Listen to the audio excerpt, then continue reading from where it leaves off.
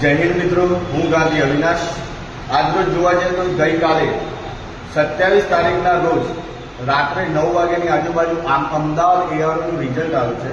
તો તેમાં કેટલાય મિત્રોના મેસેજ આવ્યા છે કે સાહેબ હું ફેલ થયો છું, પણ આ વખતે જોવા જઈએ તો જે પેપર લેવામાં આવ્યું એ ટફ હતું અને કેટલાય મિત્રો એવું કહે છે કે મારા બહુ સારા એવા માર્ક્સ હોવા છતાં પણ નામ નથી આવ્યું। તો એમાંથી તમારું નોર્મલાઇઝેશન થયું હશે।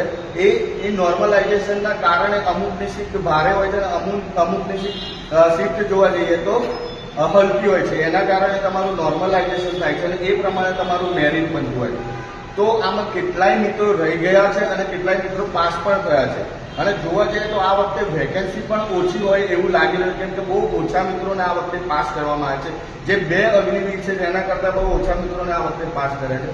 તો જે મિત્રોને ડાઉટ હોય છે કે મારા સારા એવા માર્ક્સ હોવા છતાં પણ મારું નામ નથી આવ્યું, તો એ મિત્રો માટે એક ઓપ્શન હોય છે જે આરટીઆઈ કરવાનું હોય છે। તો તમે અમદાવાદ એઆરઓમાં માર્ક્સ માટે તમે આરટીઆઈ કરશો તો તમને એ લોકો 30 દિવસની અંદર તમારા માર્ક્સ જણાવી શકે છે અને આરટીઆઈ કરવી હોય તો તમે યુટ્યુબમાં વિડીયો પણ જોઈ શકો છો, તેની સંપૂર્ણ માહિતી આપે છે અને પોસ્ટ દ્વારા તેને મોકલવાની હોય છે। આ આરટીઆઈમાં તમને એ લોકો 30 દિવસમાં માર્ક્સ જણાવશે, જે પણ મિત્રોને ડાઉટ લાગતું હોય છે। અને આપણે એવું હતું કે જે મિત્રોને 25 થી ઉપર માર્ક્સ હોય એ મિત્રોની રનિંગ આવે છે, પણ આ વખતે એવું નથી।